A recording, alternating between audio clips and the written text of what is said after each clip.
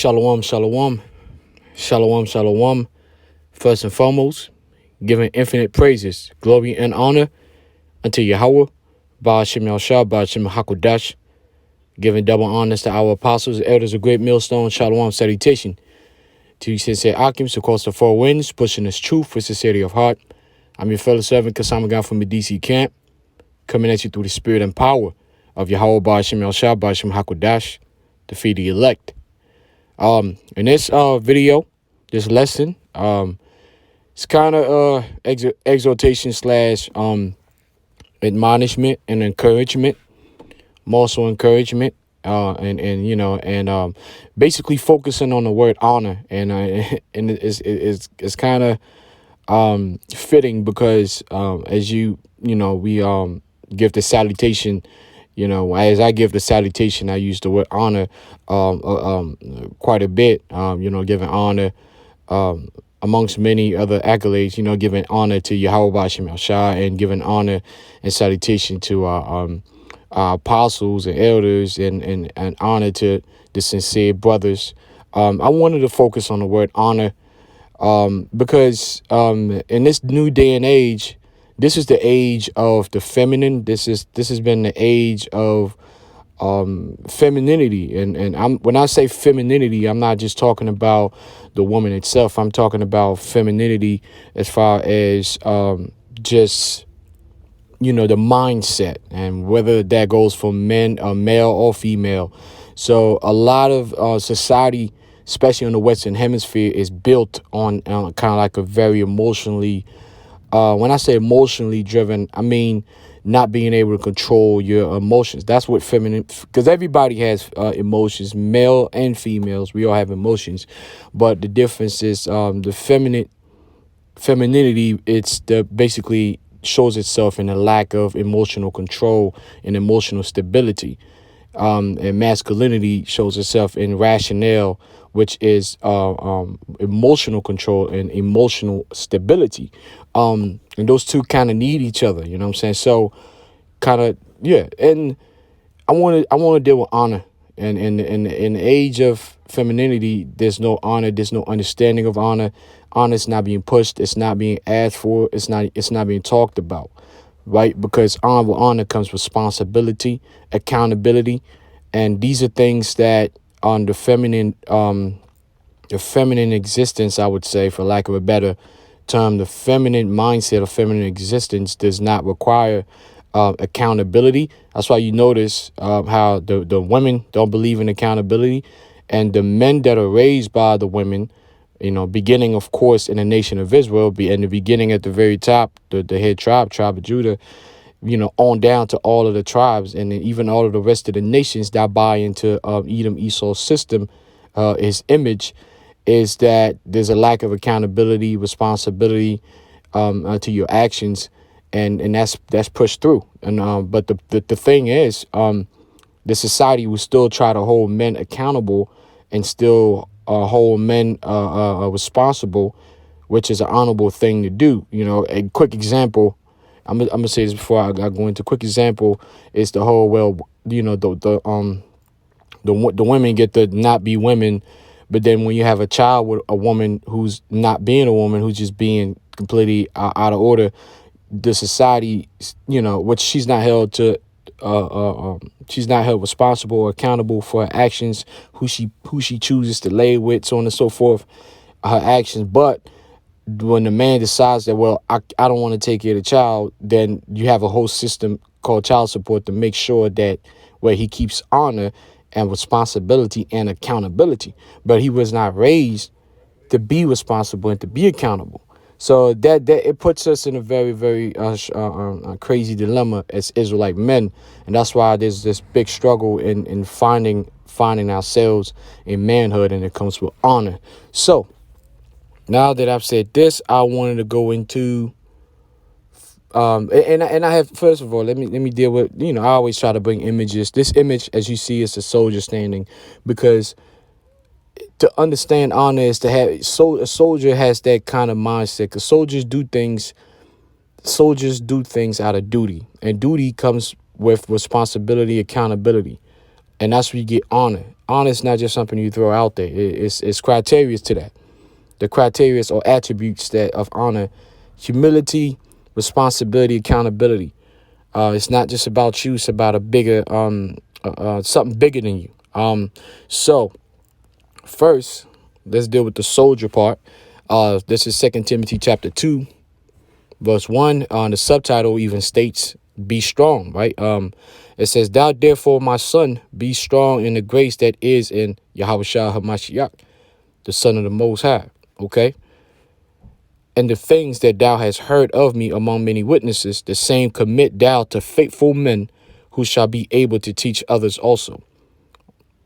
Thou therefore endure hardness as a good soldier of Yahushua Hamashiach." So we are soldiers, we're prophets, we're brothers, but we're also soldiers. We soldiers in arms. And a soldier is a man who answers to a call of duty, and and understands that what's going on is bigger than him, and understands that he will be held accountable for not stepping up to the plate, for not fighting in the good fight. He has a responsibility to fight the good fight and to finish the mission. And this is something that men, a real so-called real man, should understand this. But we haven't been raised like this. Society hasn't taught this to us, for a purpose. There's a reason why our enemy set up a matriarchy in our nation, where the women basically run the show. Right? Even when the women seem to be behind the man, she's really behind pulling the strings. But then you have women that are all the way out front. You know what I'm saying? And then that energy permeates throughout the nation. And then the men, although they may be big and strong, the way that they act, the way that they move, not wanting to fight the good fight, being afraid to fight the good fight, and doing stupid shit, it goes into that lack of accountability, responsibility, which that means a lack of honor. Okay. And now let's deal with the word honor. The word honor, going back to Edom line 1200, going back to 1200, glory, renown, fame, earned, from Anglo-French honor. It says honor, dignity, distinction, position, victory, triumph. Honor, dignity, office, reputation, which is unknown origin. So we'll go down to splendor, beauty, excellence. Now there's there you go, honor. I want to go down to it was the last paragraph before on honor, the verb. It says it was a Latinic correction that began to be made early Old French. It says action of honoring and paying respect to, act of gesture, display of reverence or esteem, state or condition aspiring respect, nobleness of character and manners. It says high station or rank. There's a reason why the nobleness, because the nation of Israel, so-called Negroes, Hispanics, and Native Americans, we're noble people. And we were always meant to be a noble people. Although right now we move as beasts and savages, most of us, with no honor, beasts and savages, we actually supposed to be nobles. Okay. And then when you part of a nobility, that's why you go back to these ancient movies, when individuals would be called Lord this of this house. It came with a name, okay? It wasn't just you. Your actions, every decision that you made, it was a reflection to the name that you bared, that you bore, and in English. That's the name. The name, and what name? It was your father's name. Okay, when you're honorable, it's really according to the house from which you come from, because you don't want to bring shame to that house. You fight for the name of your father. Okay, that's why honor is important. Duty is important. That's why in the scripture it tells you. Well, as a matter of fact, let me just go to it. But before that, this is something I want to bring forth as well. I definitely like quotes. One of my favorite series, man, Vikings, and even before the series Vikings, I've always been that type of cat, man. Medieval times. Brothers that know me, they know sword and shields, horses. That time where, I'm not gonna say men would supreme because women were still in there pulling strings in a lot of ways, but there was still a good semblance of manliness and honor and these different things that we just wasn't taught in this society. In this society, we were taught that being a man means hyper, quick to violence, uh, um, not necessarily needing to think before you act, just act and then think later, which that's just total instability, emotional instability. So there's a lot of things we weren't taught, man. And again, that was on purpose. That was part of the enslavement and the destructure and destruction of the nation of Israel, right? To separate the man and the woman and the child and everything. So, but one of the quotes that I liked, it was this quote right here, man. It says, "Better it is to die in battle with honor than to live in shame because you did not defend your people." You see that? And you have, and really the title of this video is, it's really how you getting in the kingdom. You know what I'm saying? How you getting in the kingdom? Because, and I'm going to bring the scriptures where all of Israel's going to get in there. But are you going to get in there with honor? Or are you going to get in there with dishonor? Are you going to get in there with honor and respect? Or are you going to get in there with shame, man? Are you getting in there through the front door? Or are you getting in there through the back door, man? How are you going to get into the kingdom?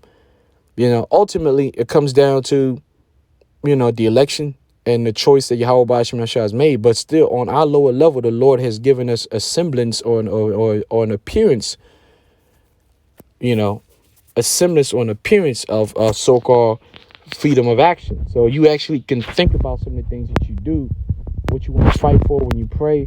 And that's the level where we should be thinking of. You can't be in a level where you can't constantly dwell on the level where you're like, well, I ain't gonna really do shit because it's already been set up or whatever I'm gonna be. No, you still gotta fight. You still gotta fight. Yeah, it's set up, but let the Most High dwell in that realm. But for us, we can't always dwell on that realm. We gotta remain in our realm of understanding, which is we've been given an opportunity to fight the good fight of faith. But you have a lot of Israelites that are they're gonna have to get in there. They're gonna get in there through the back door. They're gonna get in there through with shame, with dishonor, and that's just unacceptable, because you have to understand, as a man, we live with honor, and honor is bigger than this. And it really goes back to the laws too. This is Exodus chapter 20, verse 12. Right, this is one of the laws that is rarely brought up. It says, Exodus 20:12. It says, honor thy father and thy mother, that thy days may be long upon the land which the Lord thy power giveth thee. See, when it says honor their father and their mother, immediately your mind goes into your biological father, biological mother, which that's definitely, it's all included. But why does it say that? Because your father has a name. It's more than just you. If there's something going on with the house. Oh, good example for brothers that watch Game of Thrones. They always talking about fighting for the house Starks and the house this and the house that.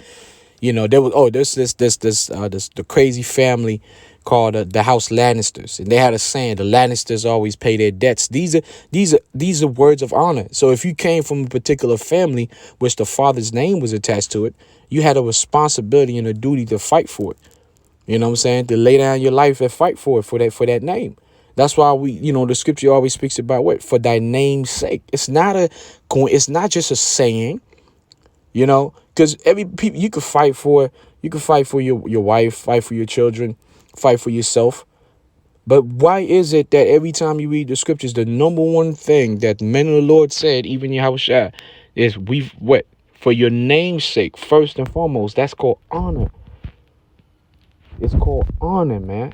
You know what I'm saying? That's when you don't, everything else, it has certain selfish aspects to it. But when you talking about you fighting for your father, which in this case, our ultimate father is Yahweh Ba'ashim Yahshua, right? And aren't we called by his name? Isaiah chapter 45:4. For Jacob, my servant's sake, and Israel, mine elect, I have even called thee by my name. I have surnamed thee, that thou hast not known me, though thou hast not known me. So the Lord said, I'm your father. I created you. We always called ourselves the sons of the Most High, the sons of Yahweh Bashim El Shaz. Well, guess what? As a man, your number one duty is to fight for the honor and the name of your father, man, of the house from which you come from.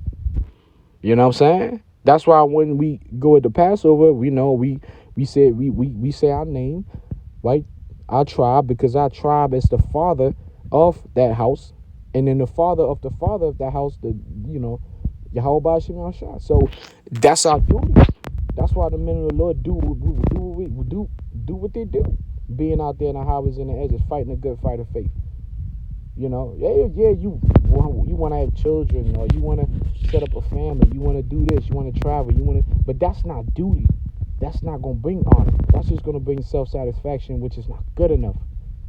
It's not good enough. We need to go back. We need to rekindle that connection with what it truly means to exist as a man, which is for honor.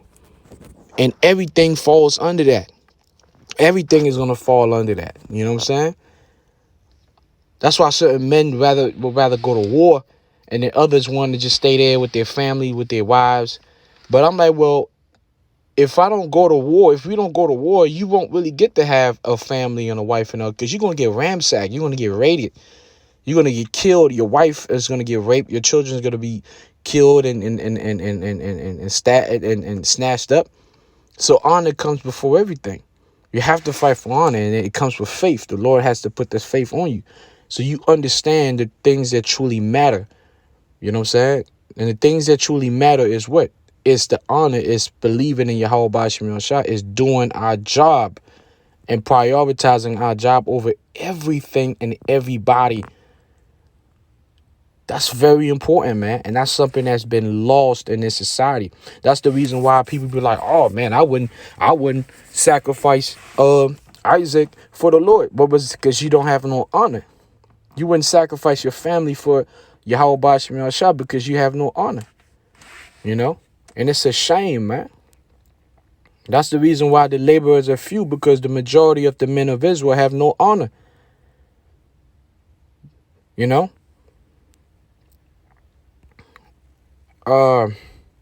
This is Psalms 137 and 4.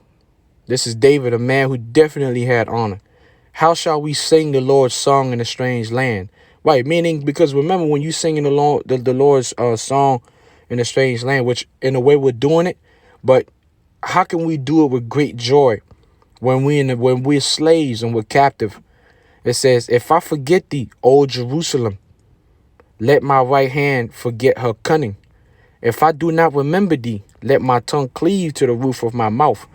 If I prefer not Jerusalem above my chief joy, that's honor. If I prefer not Jerusalem above my chief joy.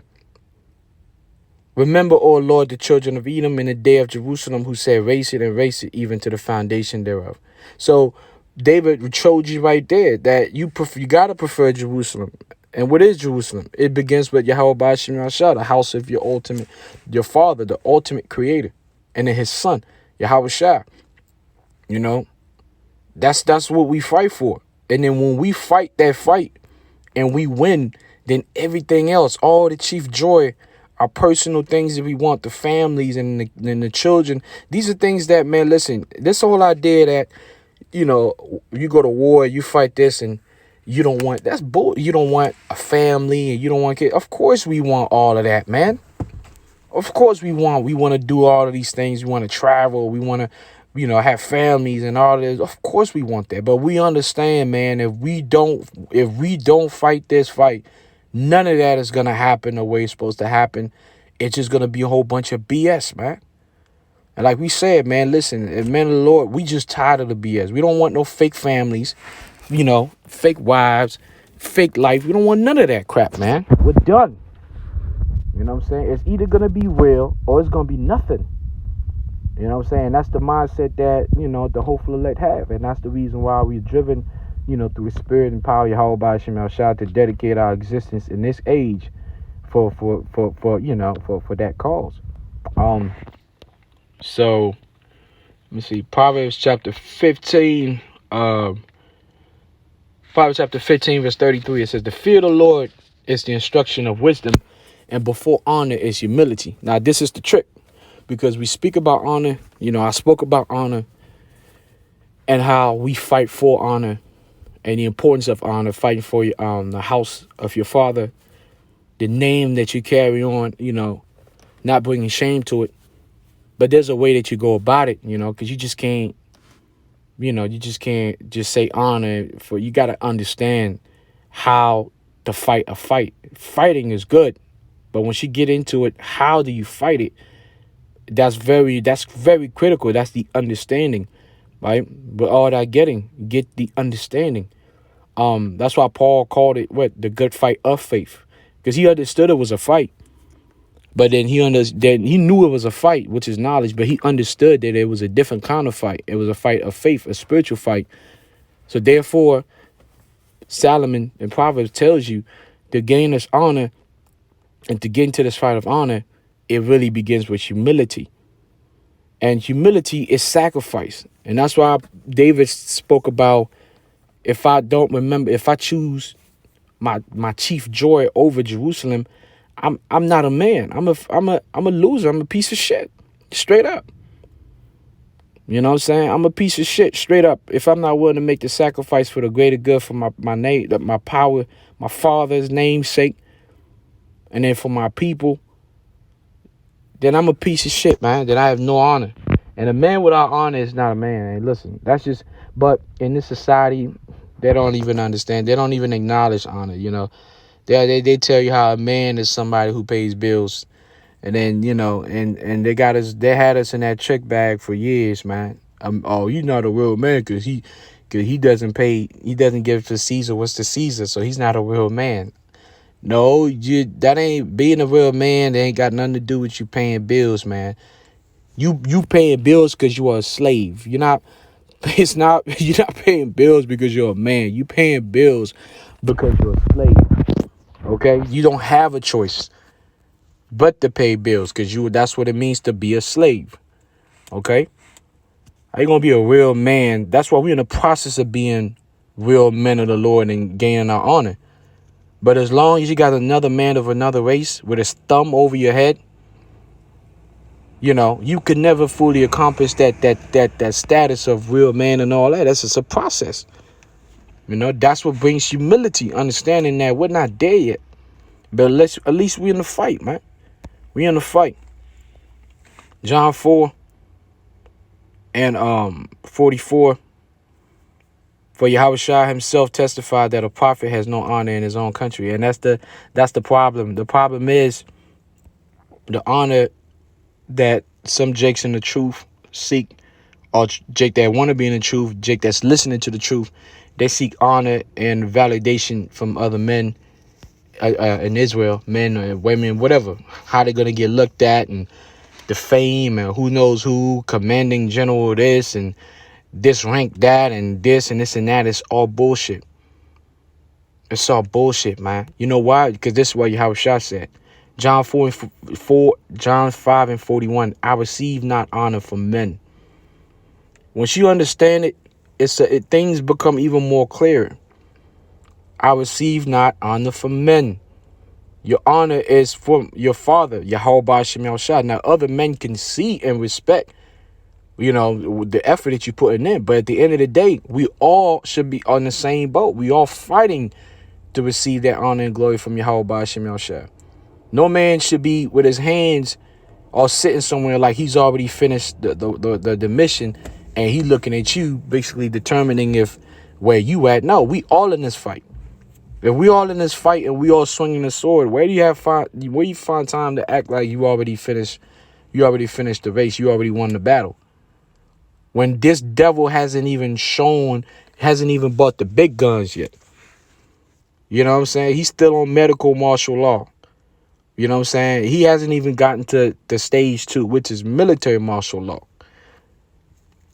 And Jake is already like acting like this thing is nah, man. But that's why, and it's always a flip side. It's like how you getting in. You always gonna have the wise who understands honor, and then you're gonna have the foolish that don't understand honor, which is the 2/3 out of the nation of Israel, so-called Negroes, Hispanics, and Native Americans, guys that believe that you can be the same man you was when you was in the world, but then yet enter into the kingdom. No, you're not going to enter into the. If you believe in remaining the same Negro, Hispanic, or Native American that you were in before coming into this truth, if you believe in remaining the same person and you haven't changed, you haven't been transformed, yeah, you're gonna get into the kingdom, but you're gonna get into the kingdom through the back door, and you're gonna get into the kingdom with dishonor.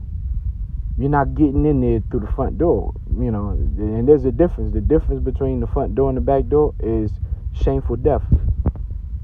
So you're going to get in there because you're an Israelite, and I'm going to bring the scripture. But how are you getting in there? But see, if you're not a real man, it doesn't matter to you how you get in. Like, nah, I don't care, man. We all going to get in? Cool. I'm just going to live my life out here and be whatever. Shit, because y'all going to be in there, I'm going to be in there. But see, you can't think like that. But the majority of Israelite men do think like that. At least the ones who even know of the gospel. 2 Timothy 2:19. Nevertheless, the foundation of the Most High standeth sure, having this seal, the Lord knoweth them that are his. And let everyone that nameth the name of a Mashiach depart from iniquity. But in a great house, which is the house of Israel, but in a great house, there are not only vessels of gold or silver, which are the elect, but also of wood and of earth, which is the 2/3. And some to honor and some to dishonor. And that's just what it is. It's the balance that the Lord has set up. As long as it's up, there always will be down. As long as it's honor, there always will be dishonor. So you're always going to have cats that's not going to see it. They're going to look at the way that we, hopeful elect, especially beginning with Great Millstone, our apostle elders, they're going to look at the way we doing it as the wrong way. They're going to find something wrong with how we doing it, which is the honorable way, and they're going to find that broad path, path to the gate, which that path is going to lead you to dishonor. So let me see. Oh, verse 21. If a man therefore purge himself from these, he shall be a vessel unto honor, sanctified and meet for the master's use. That's why you have honor for your master. Your master. You want to be used by your master. And there's nothing wrong. There's great honor for your master to be able to use you. That's great honor. But see, again, in a society where you're taught to be this super individual, this individual from which the whole world revolves around, it's you got to get rid of that. You got to be purged out of that, man. But wicked Negroes, spakes, and wetbacks, man, they just not going to do that. They're just not going to do that. And we understand why. Okay? So let me go to Proverbs chapter 26:1. I like that subtitle, similitude and instructions from, of course, King Solomon. As snow in summer and as rain in harvest, so honor is not seemly for a fool. So I could talk all this honor, responsibility, accountability, and to a fool, it seems like a whole bunch of chains and restrictions. Because that's what honor brings: accountability and responsibility, call to duty, sacrificing yourself, putting your whole body, Shem Yahshua, in the nation, in front. To a lot of Israelites, man, that is a burden. Those are chains, those are restrictions, and they just don't understand why they got to do that. Whereas that's when they get into their feminine, because, the thing about the feminine energy is really, really thrives off of self-preservation. That's why they'll always tell you, like, the greatest survivors are women, because women know how to switch and become whatever they need to be to survive. That's why you see in slavery, all slaveries, not just the nation of Israel and our women, but every woman in every nation, when they get enslaved, they get taken over, they merge and become whatever it is that the conqueror has set up. Whatever system he sets up, they become and they merge into that because it's a form of survival. But a man is not supposed to be driven like that. You're supposed to want to lay down your life for what you know is right and not turn into something else or whatever it is just to survive and move in, and blend in. Just like with the serpent sweet sauce, you know what I'm saying, that the people are taking out here. You know what I'm saying? The serpent souls that the people are taking out here, a lot of men are being pushed into a corner, entertainers and so on and so forth. And they know they shouldn't be doing what they're doing because they've seen enough information, but they're still like, nah, they start thinking about self-preservation, right? Which is bills, home, cars, family. So it's like no honor. And then when you have no honor, you start making these crazy moves, man. Moves that the feminine makes for self-preservation, and that removes you from integrity and honor. Us as Israelite men, hopefully, like, we cannot do that. We got to make the hard decisions. We got to cut off who we got to cut off. We got to be ready to lose whatever it is that you got to lose for what? For your father's name's sake. That's the importance of honor. Okay? Romans chapter 9, verse 21. Well, 9 and 20. Nay, but, O man, who art thou that repliest against the Most High? Shall the thing formed say unto him that formed it, why hast thou made me thus? Has not the potter power over the clay, and the same lump to make one vessel unto honor, and another unto dishonor? What if the Most High, willing to show his wrath and to make his power known, endure with much long sufferings the vessels of wrath fitted to destruction, and that he might make known the riches of his glory on the vessels of mercy, which he had afore prepared unto glory. And that's what it is. And, Lord willing, we are part of it. Lord willing, I'm a part of it. I mean, that's what I fight for. That's what we all fight for. To hopefully fall into that that number, that roster, man. I call it the ultimate roster. The 144 and the 1/3. That's why you dedicate your life. That's why you make the sacrifices. That's why, you make your mistakes, your errors, you fall, you get up, you learn, you go stronger, you keep the humility, and that's what it takes. That's what it takes, man. And it takes years, experience. That's what it takes. It takes patience, but you gotta, that's what we're required to do. All right. If we call ourselves men of the Lord, if we want to carry that name, Yahweh Bashmi Shaba honor. But you have the majority of Israel, and they're not thinking like that. They're not set up like that. They're not set up like that. And there's really nothing that the 2/3 can do about it.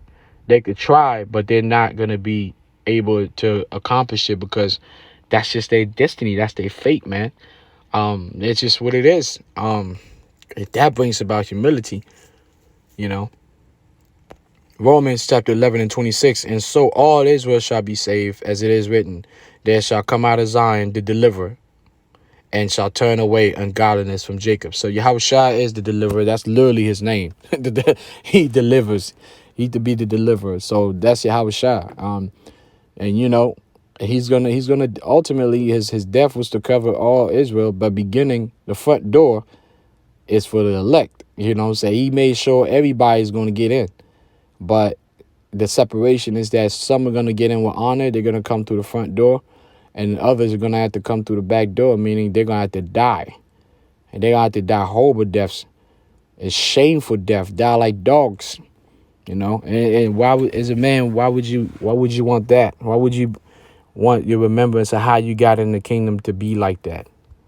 Yeah, you're going to be in the kingdom, but you're going to remember how you got there. I'm a king. I got into the kingdom of heaven, which is great. It's all good. But I got there through the back door because I didn't have enough fortitude, enough guts, enough honor, to do the sacrifices needed to get through the front door. That's going to be your mindset. Now, ultimately, you wasn't set up to go through the front door. But like I said, as Israelite men, we have to remain on the second level of understanding, which is we given the opportunity to fight this good fight of faith. We can't just lay down and say, well, we're just the Most High already pick everybody, so we ain't going to do shit. Can't have that mindset. I'm going to conclude with this. Daniel chapter 12, verse 1. And at that time shall Michael stand up, a great prince, which standeth for the children of thy people. And there shall be a time of trouble, such as never was since there was a nation, even to that same time. And at that time thy people shall be delivered, everyone that shall be found written in the book.